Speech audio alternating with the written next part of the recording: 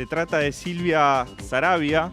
Silvia es coordinadora nacional territorial de Libres del Sur, también es referente de Barrios de Pie y ex directora de Educación Social y Popular en el Ministerio de Desarrollo Social de la Nación entre 2006 y 2007. Silvia, buenas noches, ¿cómo estás? ¿Qué tal? Gracias por venir al programa. Gracias a ustedes. ¿Qué te parece este cambio de gabinete y la llegada de Tolosa Paz a Desarrollo Social? ¿Cambia algo? Mira, habrá que ver, ¿no? Porque las distintas declaraciones del día de hoy plantearon que todas las secretarías siguen estando en manos de las mismas personas.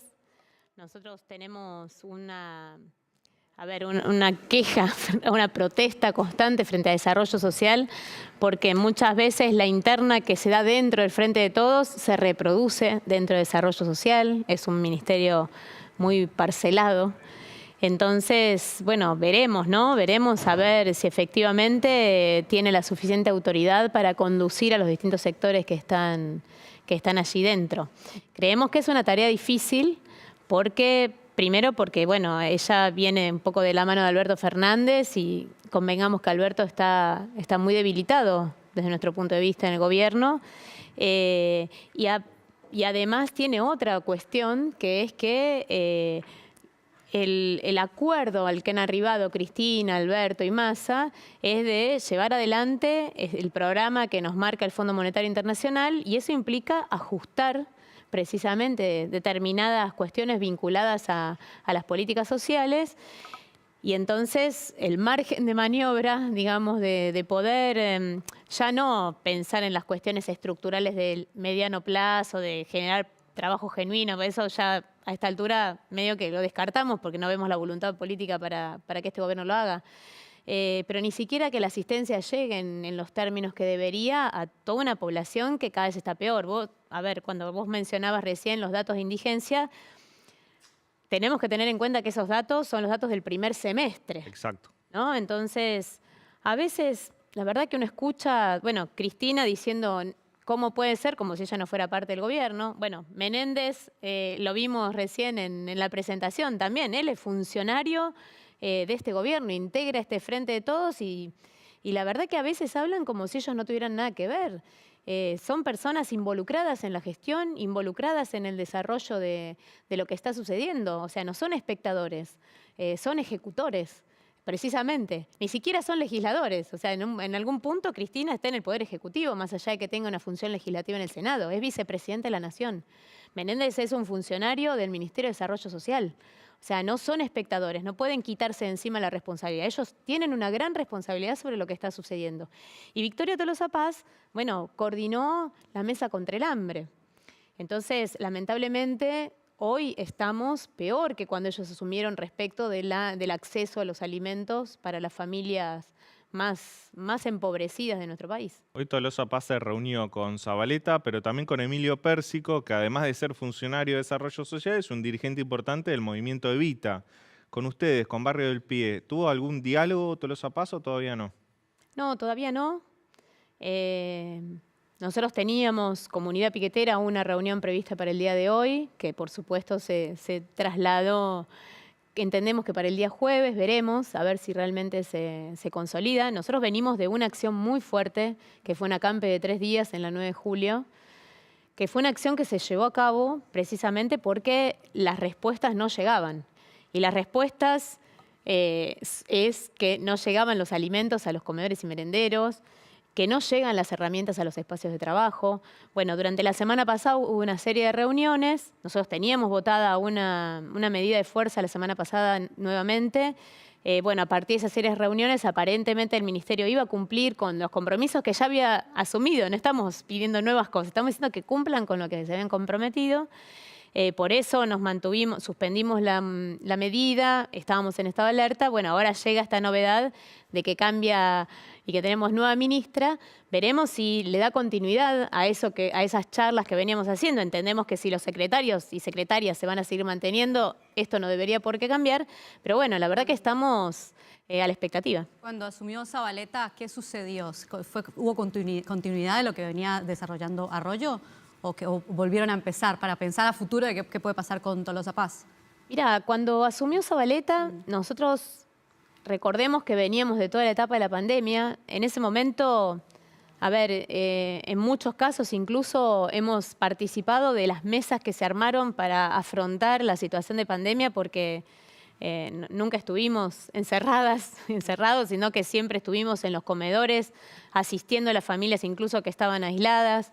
Y cuando asumió Zabaleta y veíamos que no había, digamos, una respuesta respecto a las cuestiones centrales y nodales que nos parecen que son importantes, que es la creación de puestos de trabajo genuino, le llevamos un proyecto donde propusimos la creación de 1 millón de puestos de trabajo. Allí no decíamos que solamente éramos las organizaciones las que íbamos a estar involucradas. Estábamos planteando también que el sector privado, el sector financiero, o sea, había un montón de sectores que tenían que involucrarse para un proyecto de esta magnitud. Nunca tuvimos respuestas, tuvimos reuniones con algunos, nos hicieron una ronda de reuniones con algunos ministerios, pero no hubo respuesta formal. Y respecto de la asistencia, porque bueno, es la otra cara, continuaron las dificultades. O sea, las dificultades que ya veníamos arrastrando con Arroyo respecto a la asistencia alimentaria tuvieron continuidad en las dificultades para la asistencia. El ministerio siguió sin poder entregar aceite, siguió sin poder llegar a los 20 productos que tiene que entregar como refuerzo, entregaba 5 o 6. Se siguieron manteniendo las dificultades en las entregas, o sea, en vez de la periodicidad mensual, nos entregaban cada 2 meses, cada 3 meses, en algunos casos hasta 4 meses pasaban. Así que por eso decimos que más allá de los nombres, si las decisiones de ejecución o los límites de la ejecución se mantienen, bueno, evidentemente, más allá de la caracterización personal de quienes estén a cargo, si no hay una definición más profunda de que la asistencia llegue como corresponde o que se amplíe la cantidad de personas que lo necesitan, vemos ciertos límites en la posibilidad de revertir la situación. ¿Y esos límites, a qué los adjudicás? Porque en esa transición que te preguntaba Lina, de Arroyo a Zabaleta, todavía no había acuerdo con el FMI.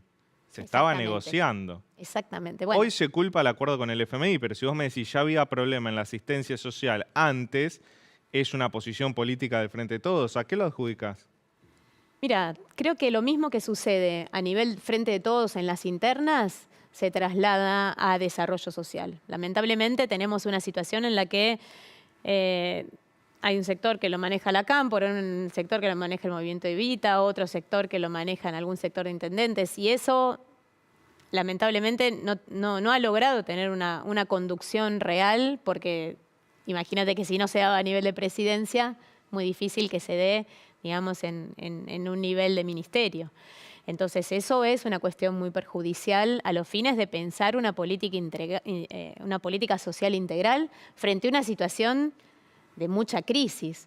A eso se le agrega el condicionamiento del acuerdo con el Fondo Monetario Internacional, porque el Fondo Monetario Internacional también condiciona la ejecución y plantea que hay que bajar el gasto. O sea, no habla de la inversión social, sino habla del gasto.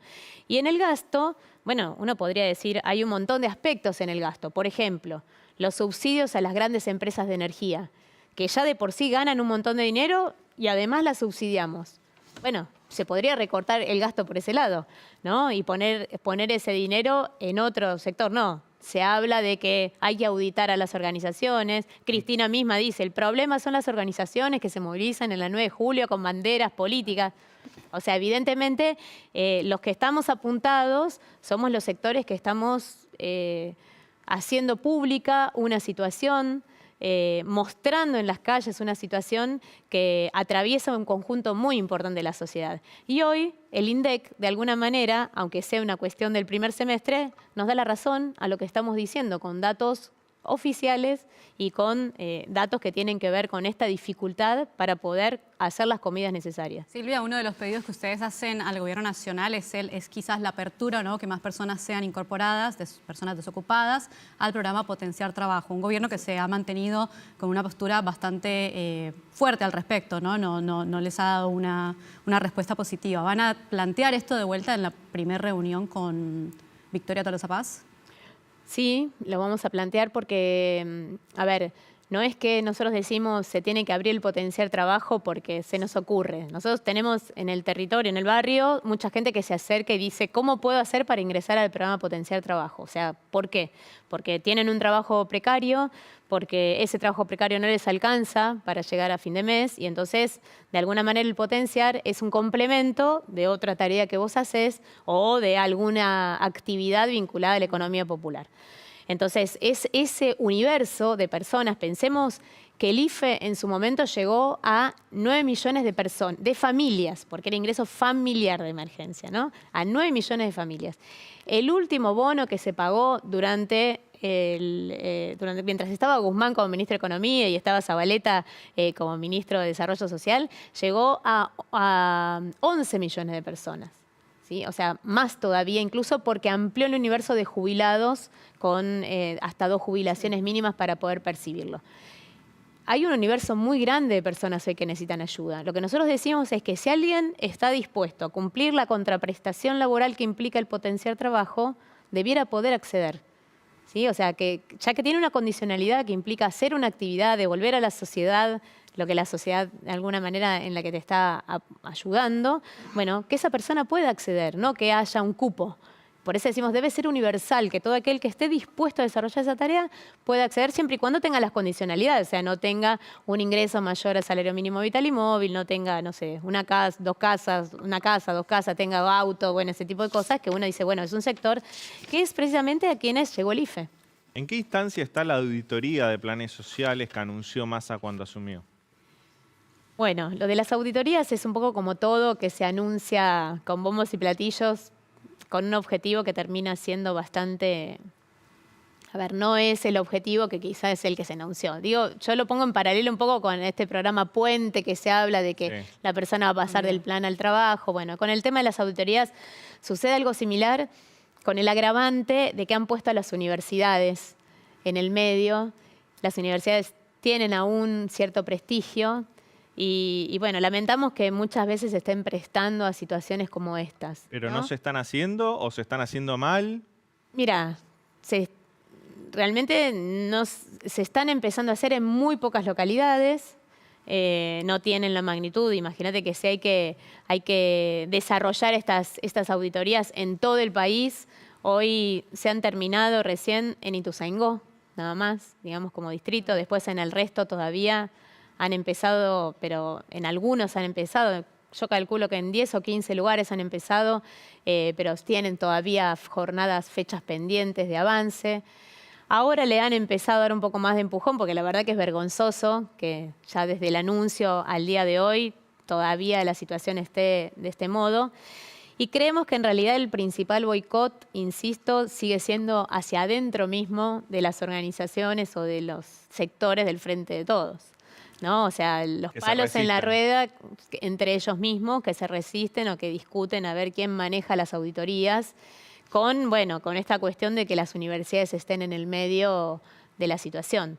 Es lamentable, ¿no? Porque se genera en una población que tiene mucha incertidumbre, se genera aún más incertidumbre porque los convocan, les hacen la entrevista.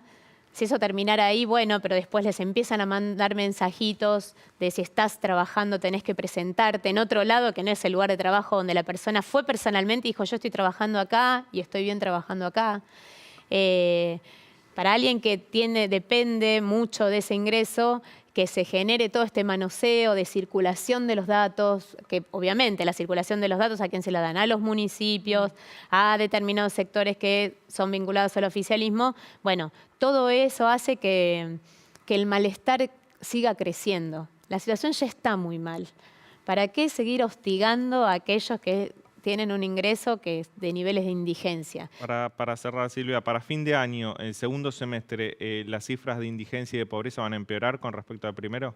Mira, no lo decimos solo nosotros, sino que lo dice también el Observatorio de la Deuda Social de la UCA, planteó lo mismo. O sea, es evidente que con los niveles tan altos de inflación, sobre todo de los alimentos que se vienen dando en estos meses y la proyección que tenemos de que sigan aumentando, los niveles de indigencia van a crecer. Porque si no están creciendo al mismo ritmo el salario mínimo vital y móvil, las jubilaciones, la asignación universal, la tarjeta alimentaria, evidentemente todo ingreso se va perdiendo. Así que ojalá el gobierno tome algún tipo de medida. Nosotros, de hecho, hemos presentado un proyecto de iniciativa popular, hemos juntado 1.800.000 firmas. Ahora justamente las estamos concentrando porque la tenemos que presentar a la Cámara Nacional Electoral y a la Cámara de Diputados.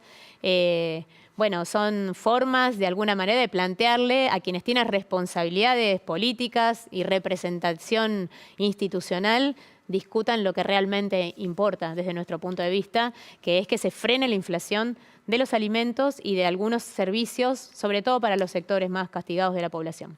Clarísimo, Silvia. Muchas gracias por venir. Muchas gracias a ustedes. Muy amable.